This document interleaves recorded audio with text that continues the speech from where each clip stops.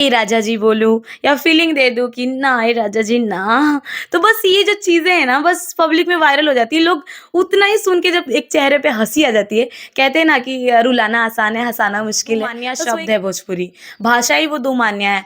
अगर सपोज़ अगर श्रृंगार रस में किसी का बखान करते हैं सॉन्ग में, तो आप उनके जवानी को यौवन बोल सकते हैं या फिर अलग-अलग चीज़ को नाम दे सकते हैं। तो अगर उसका नाम को अगर सलीके से लिया जाए तो लोगों को कितना अच्छा लगता है सुनने में यौवन, धन जोबन लूटेला बर्दाश्त हो जाला कि धान लूटेला बर्दाश्त हो जाला, लेकिन जेकर प्यार लूटेला नु ओकर तो सर्वनाश हो जाला। वाह वाह। सडनली व्यास जी की इसमें भी एक लाइन है, जेकर प्यार लूटेला सर्वनाश हो जाला, हमरा तो बुझाता कि जेकर प्यार लूटेला नु ओकरा तो गणिये में बांस हो जाला। अभी हमारे पास में एक ऐसी मोहतरमा मौजूद हैं जो कि काफ़ी खूबसूरत और मार्केट में आज इतना ज़्यादा वायरल चल रही हैं कि आपने भी कहीं न कहीं इनको देखा होगा। और पहले जो है अरविंद सिंह अभियंता उर्फ लंगड़ ब्यास के साथ में काम कर चुकी हैं और काफ़ी दिनों से अभी ये मार्केट में वायरल चल रही हैं। सबसे पहले मैडम स्वागत है आपको मेरे चैनल पे। बहुत-बहुत धन्यवाद इस चैनल के माध्यम से जितने जनता और मेरे भोजपुरी समाज के लोग इस समय देख रहे हैं, सभी लोग के हम गोड़ छू के गोड़ लागतानी। आशा ना पूरा विश्वास बा जैसे रहो लोग पहले सपोर्ट और प्यार दुलार आशीर्वाद देत रहनी, आगे वीडियो के भी हमरो को भी ऐसे ही प्यार आशीर्वाद देत रहें। कितना दिन से काम कर रही हैं भोजपुरी इंडस्ट्री में? प्रॉपर 3 इयर्स हो गए। 3 साल? 3 साल से आप काम कर रही हैं। इसके पहले मतलब कि कहाँ रहती थी और आपके दिमाग में कैसे क्या आया कि आप बिहार चली हैं? इससे पहले जो मेरा बचपना, पढ़ाई-लिखाई, मेरा जन्म जो है मुंबई में है। मुंबई में ही हुआ था मेरा पढ़ाई, कॉलेज सब वहीं पे हुआ। उसके बाद लॉकडाउन के बाद का सिलसिला है 2021 में मैं यहाँ पे बिहार में आई। उस टाइम पे सब लोग भी मुंबई छोड़कर जा रहे थे। उसी टाइम में काम की तलाश थी बस, और सडनली मुझे ये ऑफ़र आया मेरी फ्रेंड लोग के ज़रिए कि ऐसा-ऐसा काम है और डांसिंग का काम है, पूरा सेफ्टी के साथ, कुछ मतलब होगा नहीं और अच्छे लोगों के बीच में जाना है, सिर्फ डांस करना है, ऐसा कोई गलत भी काम नहीं है। और मन में यही था कि कम समय में ज़्यादा पैसे कमाने हैं, तो अब कुछ ना कुछ करना पड़ेगा क्योंकि घर की कंडीशन भी अच्छी करनी थी और आगे पढ़ना भी था। और पापा अकेले गार्जियन, मिडिल क्लास फैमिली को चलाने वाले, तो हम तीनों भाई बहन पढ़ने वाले, बस वही मन में सोची थी कि बस कमाना भी है, पढ़ना भी है और घर की कंडीशन भी ठीक करनी है। तो सबसे पहले आप बिहार में कहाँ आई थी और किस लाइन में आई थी?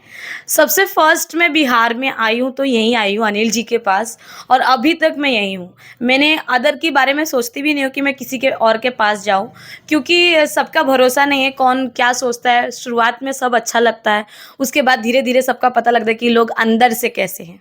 अच्छा, मतलब शुरू से आप जिस ऑर्केस्ट्रा में आई हैं अभी तक उसी ऑर्केस्ट्रा में हैं? जी। मैं इन्हीं के पास आई, सडनली 2-3 महीने रही थी और मैं घर चली गई। फिर दोबारा जब मैं आई थी, उसके बाद मैं जो दुगोला के प्रोग्राम्स करने लगी थी। अच्छा, कितना दिन लंगड़ ब्यास के साथ में अभी भी काम करती हैं या फिर छोड़ दी हैं? अभी भी जारी है, लेकिन टाइम मिलता है तो जाती हूँ क्योंकि परमानेंटली नहीं हूँ, और बीच-बीच में जाती रहती हूँ क्योंकि शूटिंग के डेट्स है, प्रोग्राम्स के डेट्स है, बड़े-बड़े शो के डेट्स है, तो इस वजह से नहीं जा पाती हूँ। और उनके साथ मुझे काम करते हुए 2 एंड हाफ ईयर्स मैंने प्रॉपरली कंटिन्यूअस उनके साथ काम किया है। अच्छा, ऐसे आपके बात से लग रहा है आप पढ़ी-लिखी हैं। कितना क्लास तक पढ़ी-लिखी हैं पहले ये बताइए? ग्रेजुएशन कंप्लीट है बीकॉम से। अच्छा, तो इतना जब पढ़ी-लिखी हैं, तो आप मतलब कि लंगड़ ब्यास तो स्टेज शो के दौरान काफ़ी अशब्द भाषा का प्रयोग करते हैं और आप भी कहीं न कहीं उनके साथ देती हैं, तो उस टाइम आपको आपके मन में कुछ ऐसा नहीं चलता है? पहले तो वो भी इंजीनियर हैं और मैं बीकॉम की स्टूडेंट। कभी सोचे नहीं थे हम लोग की जोड़ी ऐसे बनेगी और इतना पब्लिक इतना प्यार देगी। और रही बात, जो लोग सोचते हैं कि अश्लील बोलते हैं, उनकी बातों में कुछ अश्लील नहीं रहता है, वो दूमानिया बात होती है। जैसे भोजपुरी में कहते हैं ना कि दूमानिया शब्द है भोजपुरी, भाषा ही वो दूमानिया है।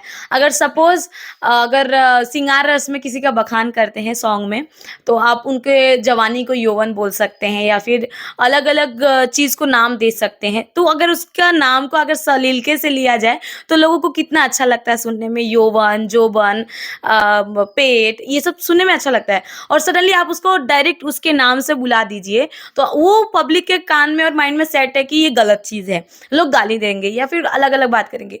हालाँकि वो एंटरटेनमेंट के तौर पे बोलते हैं और हमेशा माइक से हटकर बोलते हैं, भले बोलते हैं, मैं कभी ये नहीं। और साथ में मैं भी उनका सपोर्ट करती हूँ क्योंकि जो पब्लिक दर्शक ऑडियंस देखने आती है, उनके मन में ये ये होता है कि हमारे ऊपर प्रेशर है, पढ़ाई का प्रेशर, सुबह जाके दुकान खोलना है, सुबह जाके ये काम करना है, फिर आगे पढ़ना क्या है, सबके मन में ये सब चलते रहता है। और सडनली वो जब दुगोला के प्रोग्राम्स देखते हैं या मोबाइल में ही देखते हैं, तो हम लोग के जब चुटकुला देखते हैं उसमें भले मैं ए राजा जी बोलूँ या फीलिंग दे दूँ कि ना ए राजा जी ना, तो बस ये जो चीज़ें हैं ना बस पब्लिक में वायरल हो जाती है। लोग उतना ही सुन के जब एक चेहरे पे हँसी आ जाती है, कहते हैं ना कि रुलाना आसान है, हँसाना मुश्किल है, बस वही काम कर रहे हैं एंटरटेनमेंट। अच्छा ठीक है, एक डायलॉग ऐसा मारिए जो कॉमेडी जो कि काफी फेमस है और अब मेरे ख्याल से वो थोड़ा गंदा, मतलब सुनने में जो लोग सुन रहे हैं उनको थोड़ा गंदा, मतलब अजीब से लगे, और वो फेमस डायलॉग है। गंदा तो कुछ नहीं है, मैंने कभी गंदा नहीं बोला। नहीं, जो जो द्व्यर्थी शब्द हाँ होता है हाँ ना वही। उसी में, हाँ। तो जब ब्यास जी के साथ मैं सैड सॉन्ग का रोल अदा करती हूँ,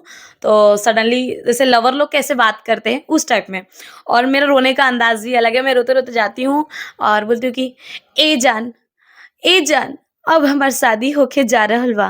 तो सडनली ब्यास जी बोलते हैं कि शादी तोर, अच्छा ये बताओ आदमी से कि भैंसा से। तो हम बोलते हैं कि ए जान आज से रउआ आपन देखी, हम आपन देखे। तो ब्यास जी कहते हैं कि अच्छा अब आपन आपन देखल जाई, उ दिनवा भुला गइलू जब हम तहार देखत रहनी आ तू हमार देखत रहलू, का मुहवा। तो ब्यास जी कहते हैं कि अच्छा तारा के तो नीमन दुल्हा मिल गइल, तू तो अपना नीमन दुल्हा के संगे रह लेबू, ई बताओ हे लंगड़ के छाछ पे अब के चढ़ी। मतलब ऐसी ऐसी चीजें। फिर सडनली हम उनके साथ जो शायरी बोलते हैं कि बिना परान के शरीर लाश बन जाला, बिना परान के शरीर लाश बन जाला, बिना सुगंध के फूल घास बन जाला, धन लूटेला बर्दाश्त हो जाला, कि धन लूटेला बर्दाश्त हो जाला, लेकिन जेकर प्यार लूटेला नु ओकर तो सर्वनाश हो जाला। वाह वाह। सडनली व्यास जी की इसमें भी एक लाइन है, जेकर प्यार लूटे सर्वनाश हो जाला, हमरा तो बुझाता कि जेकर प्यार लुटेला नु ओकरा तो गणिये में बांस हो जाला।